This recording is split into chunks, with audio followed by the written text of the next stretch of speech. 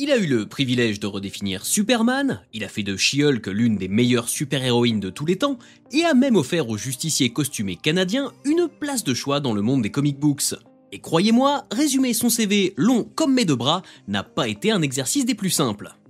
Salut à vous pauvres mortels, je suis Chris, ensemble on parle comics et culture populaire, et dans l'épisode d'aujourd'hui, on revient sur l'un des monstres sacrés de la bande dessinée américaine, John Byrne.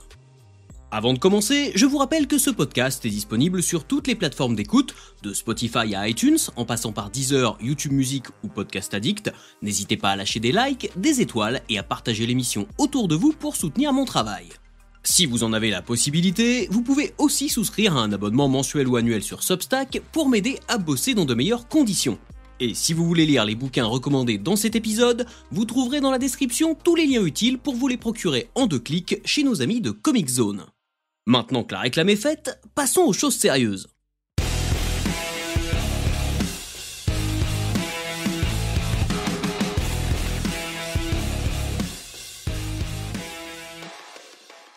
Je ne crois pas trop m'avancer en pariant sur le fait que si je demande à n'importe quel fan de comics de me citer le premier ou la première artiste qui lui passe par la tête, John Byrne ne sera pas la personnalité la plus souvent mentionnée. Pourtant, quand on jette un œil à sa très vaste carrière, il n'est pas difficile de remarquer que ce dessinateur et scénariste, né au Royaume-Uni en 1950, a fait de la réinvention de la thématique super-héroïque sa spécialité, que ce soit en relookant des icônes telles que Superman ou les Fantastic Four, ou en créant de nouveaux modèles comme Alpha Flight ou les Next Men. Le parcours de Byrne, c'est celui d'un visionnaire iconoclaste, un brin provocateur et polisson, mais aussi d'un réformateur, qui, offrant au lectorat des versions modernisées de ses personnages préférés, va poser les bases d'une nouvelle façon de concevoir les super-héros et les super-héroïnes, tant dans son approche narrative qu'idéologique. Évidemment, bien que m'efforçant d'être le plus exhaustif possible, je ne vais pas pouvoir explorer les moindres recoins de l'œuvre de John Byrne, et cet épisode est avant tout une porte d'entrée parmi d'autres pour découvrir la colossale bibliographie de ce dernier. Mais restez bien jusqu'à la fin, puisque je vous dirai quels sont, d'après moi, les comics à lire en priorité pour faire vos premiers pas dans l'univers du bonhomme. Après avoir découvert les super-héros sur le petit écran avec Adventures of Superman, série dans laquelle l'homme d'acier est campé par l'acteur George Reeves, John Byrne plonge définitivement dans la bande dessinée quand sa famille déménage pour le Canada. En parallèle de ses études d'art, dont il ressortira sans diplôme, il commence une carrière dans le petit monde des comics indépendants au début des années 1970 et publie ses premiers travaux professionnels réguliers chez Charlton Comics, principalement dans des anthologies horrifiques ou sur des séries de science-fiction. Chris Claremont, qui officie déjà depuis quelques années en tant que scénariste chez Marvel, remarque son travail et se dit qu'il aimerait bien collaborer avec ce jeune au potentiel fort prometteur. Quand, en 1975, les aventures de Iron Fist, personnage récemment apparu au sommaire de Marvel Première, ont besoin d'un nouveau dessinateur en urgence, Claremont saisit la balle au bond et confie à Byrne la mission d'illustrer le 25e numéro de la revue. L'essai est concluant et l'artiste va poursuivre son travail sur l'intégralité des 15 numéros de la série éponyme consacrée à Danny Rand, jusqu'à ce que celui-ci rejoigne Luke Cage, alias Power Man, pour des péripéties en duo. À l'image de Doctor Strange quelques années plus tôt, Iron Fist est un pur produit de son époque. Nourri d'un mélange d'influence pulp et d'un orientalisme fantasmé typique de la première moitié du XXe siècle, il est une sorte d'évolution d'Amazing Man, justicier du Golden Age créé par Bill Everett, à laquelle s'ajoute la forte influence d'un courant cinématographique très en vogue au moment de sa création, les films d'arts martiaux. Si l'héritier du puissant pouvoir de Kunlun est parfois vu comme l'archétype raciste du sauveur blanc, s'appropriant une culture qui n'est pas la sienne et devenant le leader d'un peuple qui le considère comme supérieur, c'est à mon humble avis assez réducteur et même assez faux dans le cas de Iron Fist. Premièrement, taxer Marvel de racisme, c'est nier la façon dont l'éditeur a embrassé les thématiques sociales qui agitaient l'Amérique durant l'âge de bronze, qu'il s'agisse de la ségrégation raciale ou de la lutte pour les droits des femmes. Deuxièmement, parce que le personnage lui-même, qui voit parfois son pouvoir comme un fardeau, en fait principalement usage aux États-Unis et n'est pas spécialement bien traité par les habitants de la cité mystique de Kunlun. Ceux-ci lui sont même quelquefois hostiles, le présumant comme illégitime à détenir cette puissance ancestrale qui leur était jusqu'alors réservée. Et aussi parce qu'à l'inverse, de vous à moi, penser qu'un personnage qui pratique les arts martiaux doit nécessairement être asiatique, c'est pas mal non plus niveau cliché raciste. Bon, évidemment, c'est un débat sans fin et finalement très éloigné de ce qui constitue les bases des aventures de l'arme vivante. Un mélange de mysticisme de fêtes foraines et de films de kung-fu pour ados, étonnamment en marge des autres productions Marvel, et où la bagarre et les scènes d'action au découpage ciselé s'enchaînent, Byrne y faisant preuve d'un sacré talent si l'on prend en compte son expérience, alors toute relative. Après Iron Fist, John Byrne va réaliser quelques épisodes des Champions, une équipe de second plan créée en 1975 et comptant dans ses rangs Hercule, Black Widow ou encore Ghost Rider, et qui finira par devenir une parodie d'elle-même, au point où il est nécessaire de prendre un peu de recul pour la redécouvrir aujourd'hui. Entre 1977 et 1980, on retrouve l'artiste au sommaire d'une vingtaine de numéros de Marvel Team Up, périodique dans lequel Spider-Man fait équipe avec différents visages de l'interminable galerie de personnages de la Maison des Idées, de Thor à Iron Man, en passant par Red Sonja, Hulk ou Captain Britain. Qu'il s'agisse de Iron Fist, de l'intégralité de la série consacrée aux champions ou de ses épisodes sur Marvel Team Up, vous pouvez retrouver tous ces travaux de John Byrne dans de belles intégrales disponibles en version française chez Panini Comics. Pas forcément indispensable si vous êtes néophyte ou si vous découvrez l'artiste, mais à ranger en bonne place dans votre bibliothèque si vous êtes complétiste. Pour Byrne, la consécration arrive en 1977 lorsqu'il rejoint son acolyte Chris Claremont sur une série phare de Marvel Comics, les X-Men. Un temps boudé par le public, les mutants ont trouvé un second souffle après la sortie de Giant Size X-Men 1 en 1975 et avec l'arrivée de Claremont au scénario. En quelques mois, boostés par le trait inégalable de Dave Cockrum, les Enfants de l'Atome sont devenus l'une des figures de proue de Marvel. Prenant la relève de Cockrum à partir du numéro 108, John Byrne va participer à l'explosion de la série Uncanny X-Men, mettant en image plusieurs arcs narratifs encore cultes aujourd'hui, notamment la saga du Phénix Noir ou Days of Future Past. Tout en insistant pour continuer d'impliquer le mutant canadien Wolverine, il co-crée l'équipe de super-héros Alpha Flight, ou la division Alpha en version française, ainsi que le personnage de Kitty Pryde, et dessine la première apparition de Dazzler. En parallèle des X-Men, Byrne se charge d'une douzaine d'épisodes de Avengers et de quelques issues de Captain America et de Marvel 2-in-1. Si ces passages sont moins marquants dans la durée pour le lectorat, il n'en reste pas moins le reflet des responsabilités grandissantes confiées à Byrne par Marvel, qui lui offre là l'opportunité de s'approprier, ne serait-ce que le temps de quelques pages, les plus grandes figures de la Maison des Idées. En 1981, l'artiste gravit un nouvel échelon en prenant en main la famille de super-héros la plus populaire de la bande dessinée américaine, les Fantastic Four. Durant 5 ans, il va offrir au titre un lifting plus que nécessaire, sortant les 4 fantastiques des carcans dont ils étaient prisonniers et redynamisant la formation en la faisant exploser. Ben Grimm, alias La Chose, quitte l'équipe suite aux événements de Secret Wars pour vivre des aventures en solo dans sa propre série, également écrite par Byrne, tandis que She-Hulk prend sa place aux côtés de Mr. Fantastic, de la Femme Invisible et de la Torche Humaine. C'est aussi à partir de cette période que le dessinateur commence à cultiver son inimitable sens des couvertures hyper accrocheuses, sur lesquelles il mêle avec brio références méta, absurdes ou insolence, et teasers dramatiques. Tout en continuant à travailler sur les Fantastiques, John Byrne va avoir l'occasion de développer une équipe qu'il a co-créée dans les pages de X-Men, Alpha Flight. Très attaché au Canada, Byrne va ici jouir d'une bien plus grande liberté que sur les séries stars de Marvel, Vindicator, Harfang, Sasquatch, Puck et leurs camarades étant bien plus secondaires aux yeux de l'éditeur. Pourtant, le succès sera largement au rendez-vous, principalement parce que John Byrne va proposer une série centrée sur ses héros plutôt que sur des menaces larger than life, ce qui s'imposera incontestablement comme un point fort de Alpha Flight, tout comme ses protagonistes pluridimensionnels à la personnalité riche et au background fouillé. Chacun de ces héros et héroïnes a son lot de problèmes et de cas de conscience, leur caractérisation est impeccable et les enjeux sont multiples.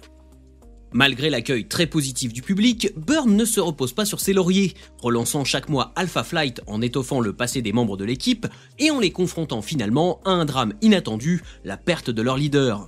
Le suspense est géré d'une main de maître et le ton est surtout très adulte, les références sexuelles étant plus qu'évidentes en comparaison du ton très puritain des comics mainstream de l'époque. Cependant, après une vingtaine d'épisodes, on sent que John Byrne, ayant exploité toutes ses idées sans temps mort, arrive un peu en bout de course sur cette série. Dans la dernière partie de son run, il brode tant bien que mal autour des quelques pistes qu'il a pu placer ici et là pour développer des intrigues secondaires plus ou moins rocambolesques. Ses personnages restent très bien écrits, mais l'ensemble sent un peu le réchauffer et le fond de tiroir.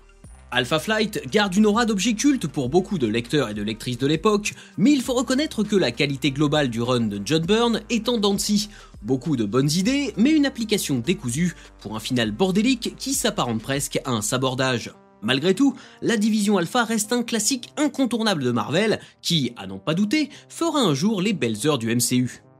John Byrne fait ensuite un passage sur les comics Indiana Jones et The Incredible Hulk, puis profite de la fin de son contrat avec Marvel pour s'envoler vers la concurrence, et rejoint DC Comics qui lui propose de le recruter en échange d'une somme alléchante. Après le révolutionnaire crossover Crisis on Infinite Earths, l'éditeur veut définir de nouvelles bases pour son univers, et au centre de celui-ci, le premier des super-héros modernes, Superman. S'approprier ce véritable symbole de la pop culture pour en livrer une version actualisée n'est pas une mince affaire, et c'est justement à John Byrne qu'est confiée cette tâche. En 1986, avec sa mini-série The Man of Steel, puis avec les séries Superman, Action Comics, Adventures of Superman et The World of Krypton, Byrne va redéfinir le monde natal de l'homme d'acier ainsi que son environnement, de Lois Lane à Lex Luthor, en passant par son rapport avec Batman. On notera également que le premier numéro de Man of Steel est le premier comic book à initier la mode des variant covers, une pratique qui tend à multiplier les chiffres de vente de façon relativement artificielle. Menant l'ange de Metropolis sur les chemins d'une forme de modernité qui lui manquait parfois cruellement, John Byrne, entouré de Marv Wolfman et Jerry Ordway, offre ce qui s'est fait de mieux en matière de récits super-héroïques à l'époque. C'est plein de bonnes vibes, c'est rythmé et c'est surtout très très beau. Du côté des points négatifs, ne nous mentons pas, la structure narrative commence globalement à dater, et l'aspect candide de certaines intrigues peut prêter à sourire. Le ton de Byrne devient parfois très perché, notamment dans cet étrange épisode où Superman et Big Barda sont à 2 doigts de tourner un film pour adultes. C'est encore plus étrange à relire aujourd'hui, mais plutôt cohérent avec les délires souvent borderline de l'auteur. Quoi qu'il en soit, Superman par John Byrne, c'est un immanquable de la bande dessinée américaine, et un classique du comic book de super-héros qui trouvera forcément une place sur les étagères déjà bien chargées de tout amateur ou amatrice de comics. Pendant sa période de 2 ans sur Superman, John Byrne va dessiner la mini-série Legends, écrite par John Ostrander et Len Wein, qui sert également de nouveau point d'entrée suite à Crisis. Après avoir quitté le Kryptonien, il retourne chez Marvel Comics pour travailler sur différents projets, comme Starbrand, ainsi qu'une douzaine d'épisodes de West Coast Avengers, avant de prendre en main la toute nouvelle série She-Hulk en 1989. J'ai déjà consacré un épisode entier au personnage et au travail de Byrne sur celui-ci, donc je ne vais pas revenir en profondeur sur son histoire, mais c'est pour moi l'un des runs les plus aboutis de John Byrne, et assurément celui que je préfère, à cause de son côté méta vraiment hilarant. De plus, il a la particularité de témoigner d'un véritable tournant dans le traitement des personnages féminins dans les productions de l'artiste. Car il faut avouer que son écriture, souvent qualifiée de misogyne et critiquée a posteriori, notamment sur Alpha Flight ou Superman, accuse le poids des années sur ce point. Avec les aventures de Jennifer Walters, il passe outre ses maladresses et se moque même très intelligemment des clichés autour de l'utilisation du corps des femmes par les publicitaires. Parallèlement à She-Hulk, Byrne écrit et dessine la nouvelle série Marvel mettant en scène Namor the Submariner durant 25 numéros, avant de confier la partie graphique au jeune prodige Jaeli. Le prince des mers y quitte son royaume aquatique pour celui de la finance et se découvre une santé fragile. Un run qui marque la fin d'une époque et qui jouit encore aujourd'hui, à juste titre, d'une excellente réputation. En tant que scénariste, il écrit la saga Armor Wars 2 dans Iron Man 258 à 277, dessinée par John Romita Jr., et réalise en 1991 les 4 numéros de la mini-série OMAC pour DC Comics, relecture de la création de Jack Kirby qu'il considère lui-même comme l'un de ses meilleurs travaux. Mais en ce début des années 1990, c'est surtout du côté des éditeurs indépendants que John Byrne va pouvoir s'en donner à cœur joie et expérimenter de nouvelles choses. Chez Dark Horse Comics, il lance Next Men, une série qui va reprendre les codes de ses précédents ouvrages, tout en se libérant des règles et de la censure imposée par les Big Two. Riche de son expérience passée, Byrne y aborde des thèmes très avant-gardistes pour l'époque, comme la réalité virtuelle ou le transhumanisme, mais il y traite aussi de sujets plus proches de notre quotidien, qui renvoient au statut d'adolescent en pleine découverte du monde, comme l'amour, le sexe et la vie en société, et les rapports de force qui en découlent. Le relationnel prend souvent le pas sur les super-pouvoirs et ses protagonistes surhumains s'avèrent plus fragiles qu'on ne pourrait le croire, comme mis à nu dans un univers qu'ils ne comprennent pas et dans lequel on cherchera avant tout à exploiter leurs capacités au détriment de leur bien-être. Les jeunes héros s'engagent dans une cavale durant laquelle il est difficile de savoir qui sera vraiment un ennemi ou un allié, surtout qu'il existe des dissensions et des jalousies au sein même de leur groupe. Byrne livre sa relecture du fonctionnement des équipes de justiciers adolescents en y ajoutant une réflexion sur la technologie et des sujets contemporains de son œuvre dans une saga de science-fiction qui condense un sacré paquet d'influences thématiques et qui se révèle vraiment prenante grâce à son intrigue de fond très efficace. C'est dans Next Men qu'apparaît pour la première fois un personnage qui va largement marquer la culture populaire, Hellboy. La création de Mike Mignola aura également droit au service de John Byrne en tant que scénariste sur les 4 premières issues de la série éponyme en 1994. Un classique du comic book indé à découvrir sans hésitation, car il n'a vraiment pas pris une ride. Chez Dark Horse, Byrne est ensuite aux commandes de mini-séries comme Babe ou Danger Unlimited, avant de finalement revenir chez Marvel et chez DC à partir de 1995 pour participer à diverses productions plus ou moins bien accueillies. Si son travail sur les numéros 101 à 136 de Wonder Woman est relativement apprécié, il n'en est pas forcément de même pour sa tentative de relaunch de l'Homme Araignée avec Spider-Man Chapter 1 et The Amazing Spider-Man en 1998, calqué sur le modèle de Man of Steel qui est loin de faire l'unanimité, tout comme sa série sœur consacrée à une toute nouvelle Spider-Woman.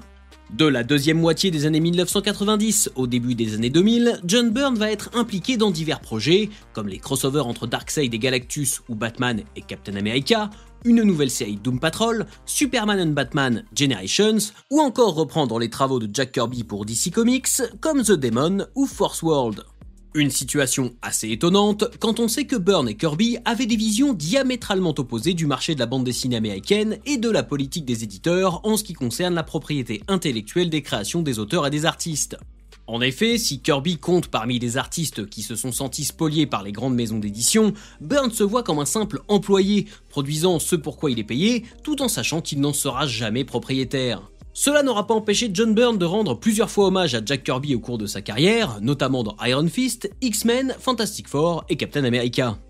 Avec le recul des années, il est intéressant de voir que la spécialité de Byrne est aussi devenue une sorte de fardeau. Si son run sur Superman est encore considéré comme une démonstration pratiquement parfaite de ce que peut être un comic book de super-héros, il a aussi souvent été critiqué, y compris par d'autres auteurs de comics, pour son reformatage en règle de l'Homme d'Acier. Byrne a par exemple totalement réécrit la vie de Clark Kent, mettant sous le tapis son passé en tant que Superboy et beaucoup d'autres éléments qui participaient aux riches interactions de l'univers DC avant Crisis on Infinite Earths.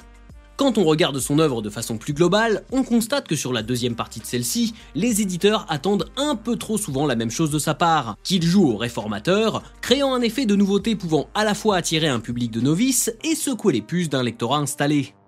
Malheureusement, ce n'est pas parce que cette recette miracle a marché sur Superman qu'elle en est devenue universelle, et les travaux de John Byrne post-Wonder Woman sont, pour une bonne partie, assez anecdotiques. D'ailleurs, très peu d'entre eux ont eu droit à une version française, les condamnant à une certaine forme de confidentialité chez nous. Avec ce même angle critique, Byrne apparaît comme un auteur plein de contrastes et de paradoxes. Lui qui a réinventé et modernisé des figures majeures de la pop culture de son temps, a aussi revendiqué des positions plutôt conservatrices ces dernières années, qui tranchent avec le ton de ses productions passées, souvent porteuses d'une bonne touche d'irrévérence. Alors, se sent-il plus proche de son Superman, qu'il considère lui-même comme un républicain exemplaire, que des membres d'Alpha Flight ou des ados rebelles de Next Men, qui traînent avec eux toute une panoplie de défauts bien plus humains? Ce qui est sûr, c'est que John Byrne est réputé pour avoir un ego plutôt encombrant et pour difficilement reconnaître ses torts, ce qui a sans doute porté préjudice à certains de ses projets et à sa propre image.